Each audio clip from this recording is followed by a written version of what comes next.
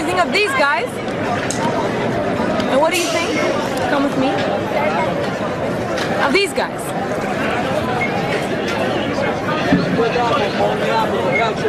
Who is free? Are you free? Am I free? Are they free?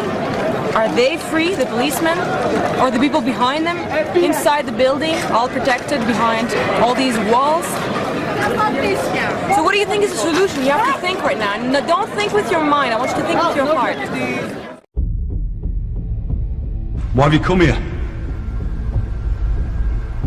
To learn how to fight. Says who?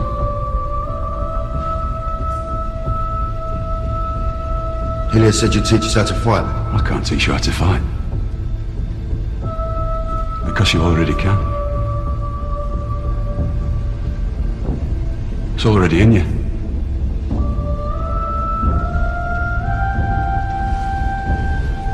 Where you going, Monroe? I can't do this. He's like...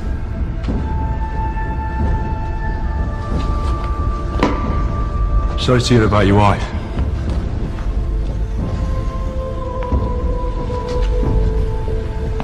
For fuck's sake, Monroe. Think you wandered in here by mistake? Deep down you want to stay. Because you've been abandoned by the powers that be, and there's nowhere else to turn. Now get your shoes off and fall back in line.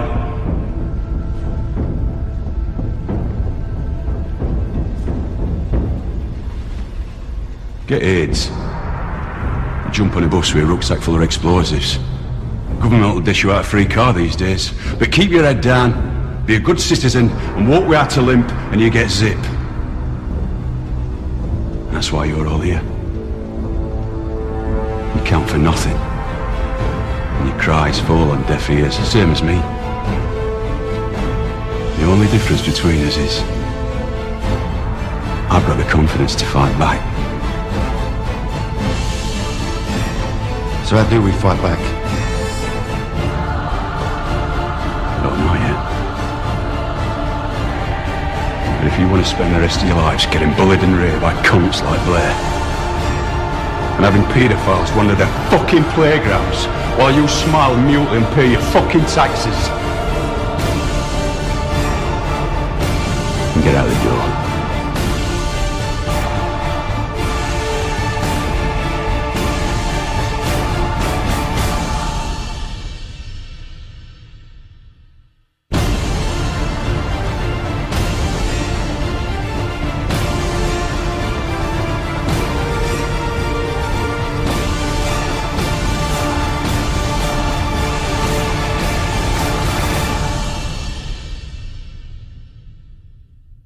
Or you can phrase it the way I do, which is identical to what you're doing with this difference. I'm not fighting the Illuminati. I'm fighting the ignorant. I don't even want to use words that I would like to use. The problem is the masses of ignorant people in the way who prevent you getting the solution. If intelligent man had to fight the power elite, they'd win. Because that's what strength is. What you have is the gormless masses who are the buffering, the packaging, the peanuts around the vase that is causing the problem. They are identifying with the master. It's like old, remember the German philosopher Hegel, the old master-slave relationship. It's been restated in so many ways by so many other great thinkers. This master-slave relationship is ubiquitous. It's in the blood of most people. The wars, for instance, the great world wars, First, Second World War, the Boer War, you name all the wars that have happened in just the last 100 years. Who do you think is lying? Who do you think died on those battlefields? The genetic strength, the rebels, the people who fought evil. They're all gone. What's left is genetic garbage. I have to be blunt about it. I know that sounds horrible, but that's a fact of life. The warriors, the ones who were capable of fighting this kind of pestilence of these little men and their bureaucracies, lie on the fields of Flanders, man. They lie in the Marne. They lie in Passchendaele. Get me? And then you add to that the Crusades. Go back further in time, further in time, further in time. What do you think those wars were? Those were wars of purgation. They were a Nephilim plan to wipe out the genetic strength of the races. So that what's left today hasn't even got the gumption or the hard wiring to even fight back. That's why they're gormless, ignorant what you're talking about. That's how ignorance exists. Ignorance is overlaid on a genetic passion, something that's even deeper within a person. to know to get up and there's the evil and don't you tell me it's not there. I'm not going to negotiate with these evil people, because in doing that I empower them more. Well, see, I believe that even genetic will, so to speak, isn't even there today. Yeah, the will to fight, not like our forefathers. No, you must be joking. They fought and they're dead, and that was the plan. In fact, most of the wars that were orchestrated to get them to spill their blood were completely contrived by the same Atlas cabal that I'm talking about. Ergo, Rothschilds, etc., etc. You know, we can get into all the names, and I've done so in my work. But basically, the same cabal, these architects of control, have organized these ritualistic wars in order to do that. Pit one powerful group against another. Frenchmen against Germans, Germans against English, Scots against these guys, Irish against them.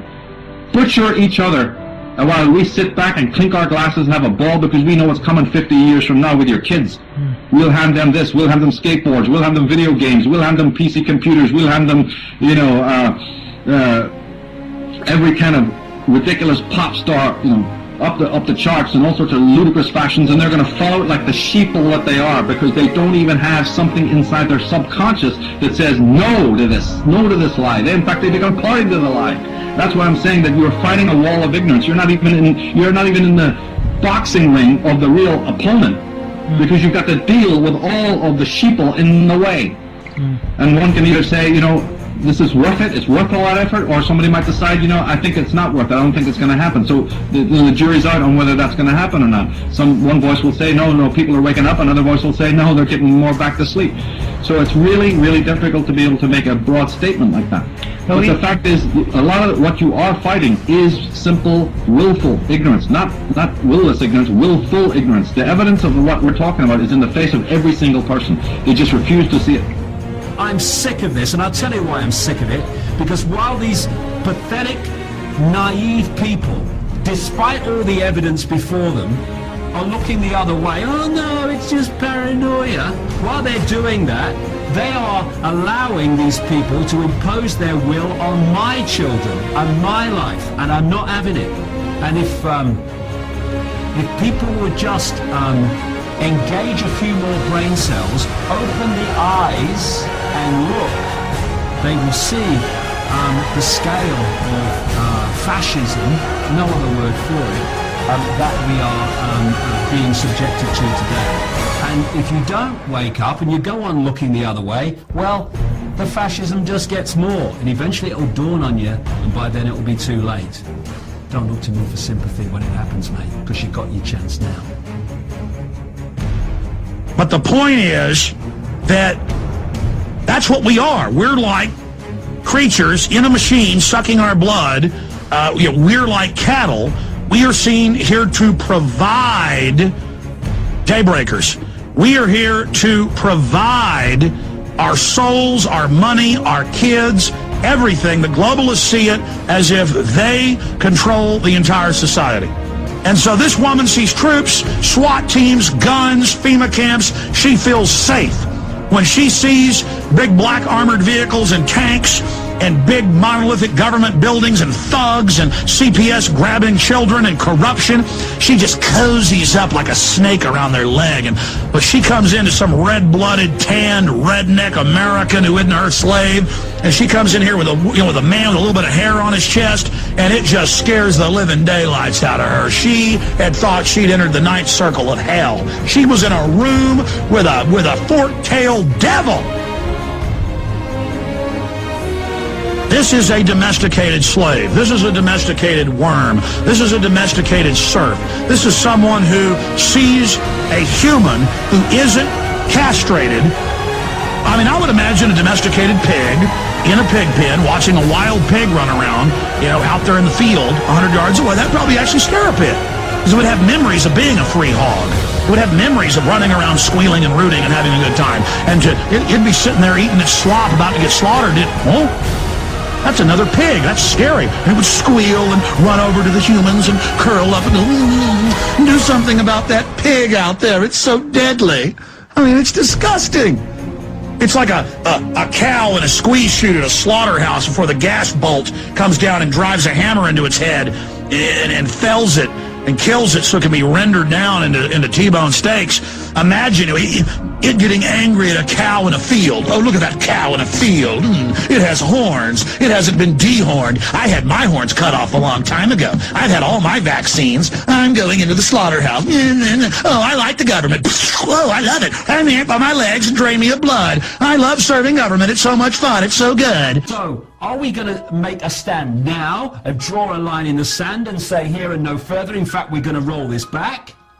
Or are we going to wait until it's got really, really extreme, by which time there'll be so much infrastructure in place that drawing a line in the sand will be a serious challenge? And it's no good. I said to some policemen in Parliament Square a few months ago, ask yourself, when your child says to you, Mummy and Daddy, what were you doing when the police state was introduced? Oh, well, I was watching the telly, honey. Or in the policeman's case, I was helping to introduce it, dear. That's the situation we're facing. How much time we got? Yesterday, for further consultations with his government, he returned to the Vienna. This is Ed Fletcher in Vienna. Take 2, Q Howard. I don't have to tell you things are bad. Everybody knows things are bad. It's a depression. Everybody's out of work or scared of losing their job. The dollar buys a nickel's worth. Banks are going bust. Shopkeepers keep a gun under the counter. Punks are running wild in the street. There's nobody anywhere who seems to know what to do, and there's no end to it. We know the air is unfit to breathe, and our food is unfit to eat. We sit watching our TVs while some local newscaster tells us that today we had 15 homicides and 63 violent crimes, as if that's the way it's supposed to be. We know things are bad, worse than bad. They're crazy. It's like everything everywhere is going crazy, so we don't go out anymore. We sit in the house, and slowly the world we're living in is getting smaller, and all we say is, please, at least leave us alone in our living rooms. Let me have my toaster and my TV and my steel-belted radios, and I won't say anything. Just leave us alone. Well, I'm not going to leave you alone. I want you to get mad. I don't want you to protest. I don't want you to riot. I don't want you to write to your congressman because I wouldn't know what to tell you to write. I don't know what to do about the depression and the inflation and the Russians and the crime in the street. All I know is that first, you've got to get mad. You've got to say, I'm a human being. God damn it. My life has value. So, I want you to get up now. I want all of you to get up out of your chairs. I want you to get up right now and go to the window, open it, and stick your head out and yell, I'm as mad as hell, and I'm not going to take this anymore! And it's not a case of waiting for frontman Obama or anyone else to say, this is what the solutions are. They won't create solutions. They're not supposed to create solutions. We need to do it. And we do that by supporting each other, by letting the fault lines that divide us fall, and by ceasing to cooperate with the system. And when that happens, the system cannot survive, because we are absolutely essential to holding it together. Because, like I said earlier, a pyramid, the bottom holds the top up, not the other way around. And if we just walk away from this system by letting go of fear of not walking away, and just stop acquiescing with our own enslavement, then we'll hear a lot of bangs behind us, because the pyramid will fall, and then we can start building a different system. Perhaps no system at all in that sense, where we'll live in a world very different from the one we have. We're looking at the end of the trinket society, and that's a good thing, because the trinket society thinks it controls the trinkets. The trinkets control the people, right? The desire for them. And we're going to live in a different world, but the system that has enslaved us has to go. And it's not in the power of these families to say if we live in the world they want or not. It's in our say.